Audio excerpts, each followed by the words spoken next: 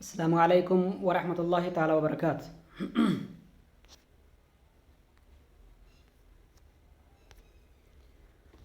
پیارے بچوں، آج کا ہمارا سبق ہے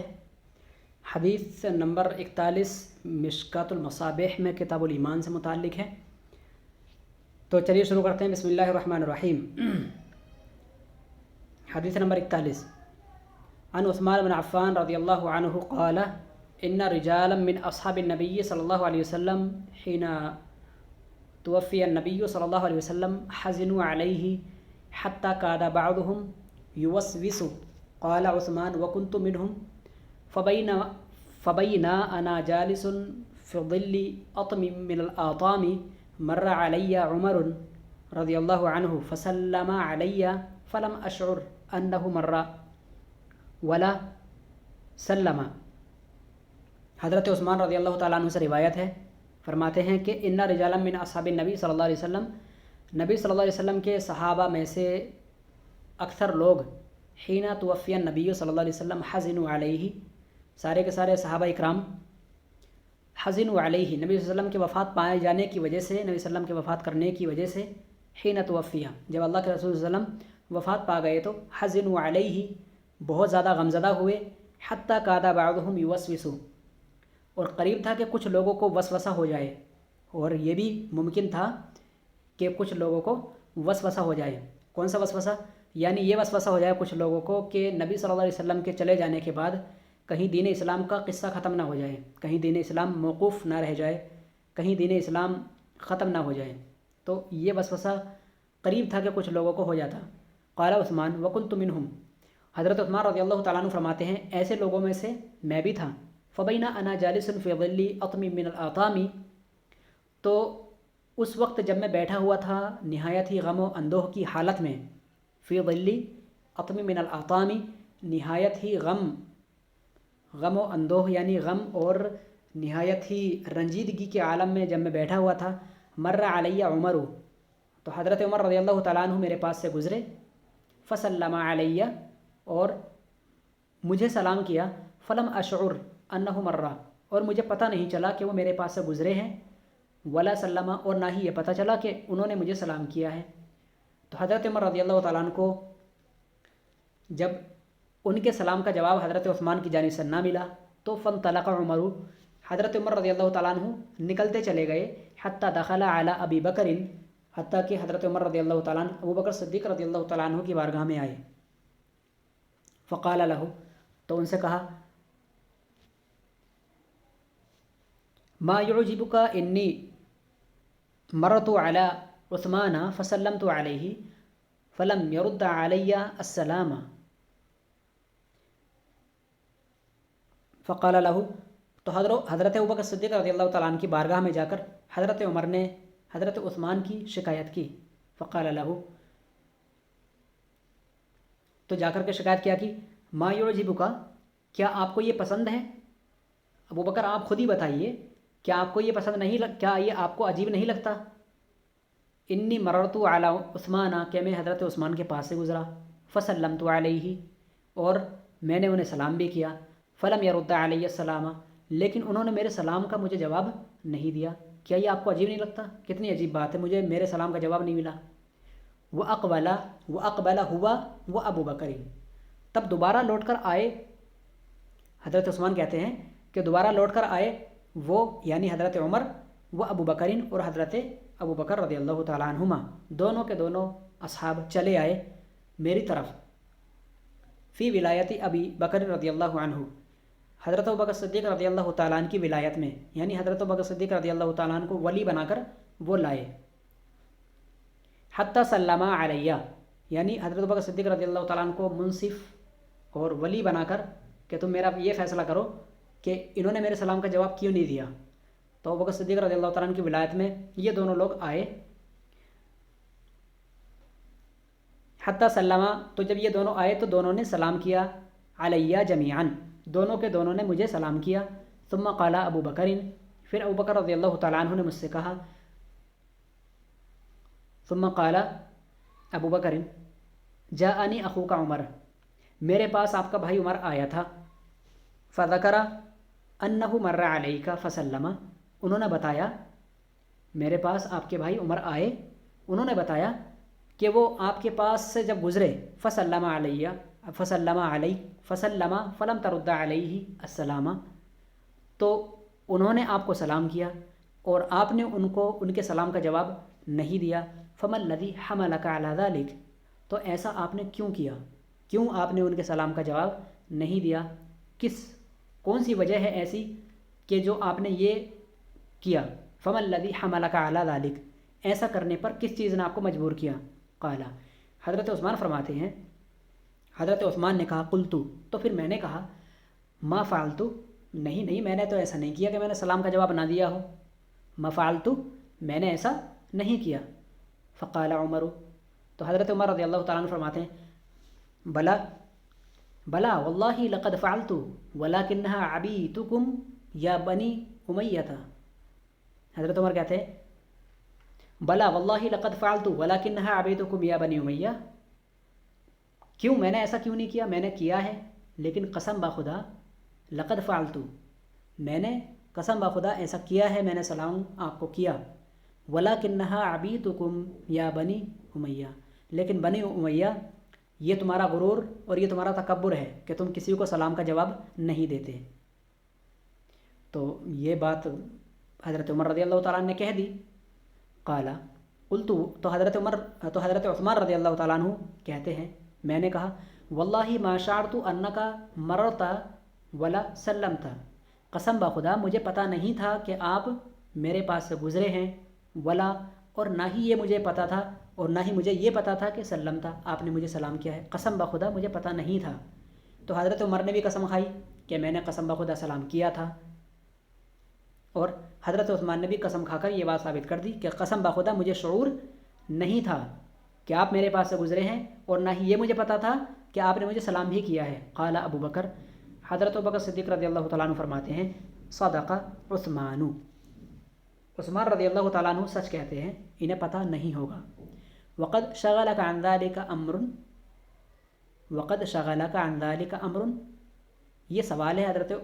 ابوبکر صدیق رضی اللہ تعالیٰ عنہ کا حضرت عثمان کے لیے. وقد شغلک عن ذلک امر، کہ کیا آپ کو کسی معاملے نے اس بات سے انجان رکھا، کیا آپ کسی وجہ سے، کیا آپ کسی معاملے کی وجہ سے اس سلام سے انجان رہے، کیا آپ کو پتہ نہیں چلا کیا معاملہ ہے. قد شغلک عن ذلک امر، کیا آپ کو کسی معاملے نے اس چیز سے مشغول کر رکھا تھا. قلت اجل، میں نے کہا ہاں ابوبکر صدیق بالکل ایسا ہی تھا کہ میں کسی معاملے میں الجھا ہوا تھا اور سوچ بچار میں لگا ہوا تھا، تو اس وجہ سے میں اس معاملے کو بھول گیا تھا کہ یہ سلام کسی کا میرے پاس سے گزرنا، کسی کا سلام کرنا، میں اس چیز کو بھول گیا تھا کسی وجہ سے، میں کسی معاملے میں الجھا ہوا تھا، کسی سوچ میں ڈوبا ہوا تھا. قال ما ہوا، ابوبکر صدیق رضی اللہ تعالیٰ عنہ کہتے ہیں وہ کیا معاملہ تھا، آپ کس چیز میں کھوئے ہوئے تھے، کیا پریشانی تھی آپ کو. فقال عثمان، تو عثمان رضی اللہ تعالیٰ عنہ کہتے ہیں توفی اللہ عز وجل نبیہ صلی اللہ علیہ وسلم، اللہ تبارک و تعالیٰ نے اپنے نبی صلی اللہ علیہ وسلم کو وفات دی. قبل ان نسألہ عن نجات، قبل اس کے کہ ہم نبی صلی اللہ علیہ وسلم سے نجات کے متعلق پوچھتے کہ یا رسول اللہ کون سا عمل ایسا ہے کہ جس سے ہم نجات پالیں، قبل اس کے کہ میں ان سے یا ہم ان سے نجات کے متعلق دریافت کرتے، اللہ تبارک و تعالیٰ نے اپنے نبی کو وفات دے دی. اور یہ بڑی افسوس کی بات ہے کہ ہم ان سے نجات کے متعلق سوال نہ کر سکے. عن نجات ھذا الامر، اس معاملے میں نجات کے متعلق سوال نہ کر سکے. قال ابو بکر صدیق رضی اللہ تعالیٰ عنہ فرماتے ہیں قد سألتہ عن ذلک، ابو بکر پریشان، یہ عثمان آپ پریشان نہ ہوں، قد سألتہ عن ذلک، میں نے نبی صلی اللہ علیہ وسلم سے اس کے متعلق پہلے ہی پوچھ رکھا ہے. قد سألتہ، قد اگر کا معنی آئے تو تحقیق کہ میں نے پہلے ہی اس کے متعلق پوچھ رکھا ہے، عن ذلک، اس نجات کے متعلق. قال، حضرت عثمان فرماتے ہیں فقمت الیہ، تو میں ایک دم اچانک کھڑا ہو گیا ابوبکر صدیق رضی اللہ تعالیٰ عنہ کی طرف. فقلت لہ، اور میں نے حضرت ابوبکر صدیق رضی اللہ تعالیٰ عنہ سے کہا بی ابی انت و امی انت احق بہا، میرے ماں باپ آپ پر قربان ہو ابو بکر، آپ اس کے زیادہ حقدار تھے. قال ابو بکر، ابوبکر صدیق رضی اللہ تعالیٰ عنہ فرماتے ہیں قلت یا رسول اللہ، کہ میں نے کہا اے اللہ کے رسول صلی اللہ علیہ وسلم ما نجات ھذا الامر، کہ ان دنیاوی معاملات سے بروز قیامت نجات کس چیز سے ملے گی؟ ان دنیاوی تمام معاملات سے جو نجات بروز آخرت ہمیں ملنی ہے تو وہ کس چیز سے ملے گی؟ فقال رسول اللہ صلی اللہ علیہ وسلم، تو اللہ کے رسول صلی اللہ علیہ وسلم نے فرمایا، من قبل منی الکلمۃ التی عرضت علی عمی، جس نے میری جانب سے وہ کلمہ قبول کیا کہ جو کلمہ میں نے اپنے چچا ابو طالب کو پیش کیا تھا، فردہا، تو اس کو قبول کرنے سے انہوں نے انکار کر دیا تھا، فہی لہ نجاتن، تو وہی کلمہ اس شخص کے لیے نجات کا ضامن ہوگا، تو وہی کلمہ اس شخص کی نجات کے لیے ضامن ہوگا، وہی کلمہ کہ جو میں نے اپنے چچا ابو طالب کی طرف پیش کیا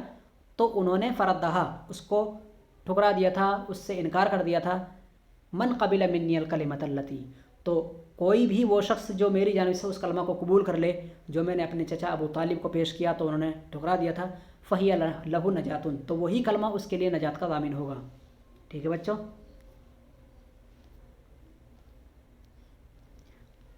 تو انشاءاللہ پھر اگلی حدیث پڑھیں گے بعد میں اگلے سبق میں، آج کے لیے اتنا کافی ہے۔ پتہ چلا کہ ایمان کا تعلق توحید سے ہے، یعنی لا الہ الا اللہ سے ہے، تو توحید کے متعلق بات چل رہی ہے کتاب الایمان میں، اور وہ کلمہ جو نبی صلی اللہ علیہ وسلم نے ابو طالب کو، اپنے چچا کو بیان کیا تھا، پیش کیا تھا، تو انہوں نے اس کلمہ کو قبول کرنے سے انکار کر دیا تھا، وہ کلمہ تھا لا الہ الا اللہ محمد الرسول اللہ، یعنی کلمہ توحید نجات کا ضامن ہے۔ اس حدیث کے اندر یہ درس ملتا ہے، آئی سمجھ میں، اور اس حدیث کے اندر یہ بھی درس ملتا ہے کہ سلام کا جواب نہ دینا یہ سلام کا جواب نہ دینا یہ اچھے اخلاق کے بجائے برے اخلاق کی طرف اشارہ ہے، یعنی کسی انسان کی ناراضگی کا سبب بن سکتا ہے کہ اگر آپ اس کے سلام کا جواب نہ دیں، تو سلام کرنے والے کے سلام کا جواب دینا واجب ہے۔ یہاں سے اس حدیث کے اندر پتہ لگ جاتا ہے، تو سلام کا جواب دینا چاہیے، اور اگر غیر شعوری میں پتہ نہ چلے تو سلام کا جواب نہ دینے میں کوئی گناہ نہیں، یہ بھی اس حدیث سے پتہ لگ جاتا ہے، آئی بات سمجھ میں۔ اور اس حدیث سے یہ بھی درس ملتا ہے کہ ہمیں سفارش کے طور پر اپنے بڑوں کو لانا چاہیے، ہمیں خود جھگڑا شروع نہیں کر دینا چاہیے۔ چاہتے تو حضرت عمر رضی اللہ تعالیٰ عنہ وہیں حضرت عثمان سے جھگڑا کرتے، میں نے سلام کیا، کیا سمجھتے ہو تم خود کو، سلام کا جواب نہیں دیا، ایسا نہیں کیا حضرت عمر نے، بلکہ سیدھا اپنے بڑے کے پاس گئے، اور وہ بڑے کون تھے؟ حضرت ابوبکر صدیق یا غار رضی اللہ تعالیٰ عنہ تھے۔ ان کے پاس جا کر کے شکایت کی کہ ابوبکر صدیق رضی اللہ تعالیٰ عنہ آپ میرا معاملہ سنیے، کیا آپ کو عجیب نہیں لگتا کہ میں نے عثمان کو سلام کیا اور میرے سلام کا جواب نہیں دیا؟ تو حضرت ابوبکر صدیق رضی اللہ تعالیٰ عنہ اور حضرت عمر دونوں آئے اور جا کر کے اس معاملے کے متعلق پوری جانکاری لی، تو دونوں کی بات کو سنا۔ تو اس حدیث کے متعلق بہت سارے سبق ہمیں ملتے ہیں، منصف کو کس طرح سے انصاف کرنا چاہیے، دونوں کی بات سن کر کے اچھے طریقے سے فیصلہ کرنا چاہیے۔ تو ابوبکر صدیق رضی اللہ تعالیٰ عنہ نے حضرت عثمان کو سچ ٹھہرایا اور کہا کہ عثمان سچ کہتے ہیں، انہیں واقعی پتہ نہ ہوگا، اور پھر ان کی دکھ درد اور تکلیف بھی پوچھی کہ تم کس معاملے میں الجھے ہوئے تھے۔ تو چونکہ بڑے ہونے کے ناطے ان کے اوپر یہ ذمہ داری تھی کہ وہ پوچھتے کہ کون سی ایسی بات تھی کہ تمہیں سلام کا بھی احساس نہ ہوا، کوئی پریشانی تو ہے؟ تو ایک مسلمان بھائی سے اس کی پریشانی پوچھنی چاہیے اگر آپ کو یہ احساس ہے دل کے اندر، تو یہ انسانیت کا تقاضا ہے، اور اخلاق فاضلہ اور اخلاق حسنہ کی طرف یہ تقاضا ہے کہ ایک انسان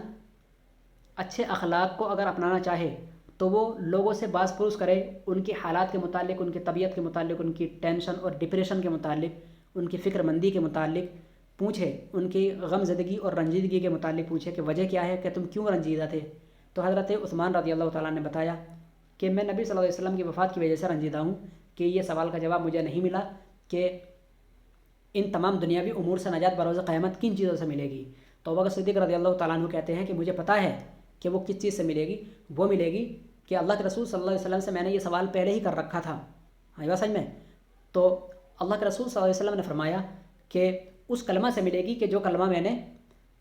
اس کلمہ سے ملے گی کہ اگر کوئی شخص مجھ سے اس کلمہ کو پالے کہ جو کلمہ میں نے اپنے چچا ابو طالب کو بتایا تو انہوں نے اس کو ٹھکرا دیا، قبول نہ کیا، تو وہی کلمہ اس کے لیے نجات کا ضامن ہوگا، بات سمجھ میں۔ تو یہاں پر اشارتاً بات کر دی گئی ہے، تو اشارتاً بات کرنا بھی جائز ہے، یہ بھی پتہ چل گیا اس کے اندر، فہیہ کہہ کر کے اشارہ ہو گیا، بات سمجھ میں۔ تو وہ کلمہ مشہور ہے چونکہ، اس لیے اشارہ کر دینے میں کوئی حرج نہیں، اور وہ کلمہ کون سا ہے؟ لا الہ الا اللہ محمد الرسول اللہ۔ تو پتہ چلا اس حدیث کے اندر مجموعی طور پر یہ درس ہے کہ کلمہ توحید نجات کا ضامن ہے بروز قیامت انشاءاللہ العزیز۔ اللہ تبارک و تعالی ہم تمام کا خاتمہ بالایمان اور خاتمہ بر ایمان عطا فرمائے۔ اللہ تبارک و تعالیٰ کی بارگاہ میں دعا ہے کہ بوقت نزا ہماری حالت اچھی ہو اور ہم شیطان کے مکر فریب اور تمام کے تمام دنیاوی آزمائش سے محفوظ رہتے ہوئے کلمہ طیبہ لا الہ الا اللہ کو زبان پر جاری رکھتے ہوئے اس دنیا سے رخصت ہوں۔ آمین یا رب العالمین۔ السلام علیکم ورحمۃ اللہ تعالیٰ وبرکاتہ۔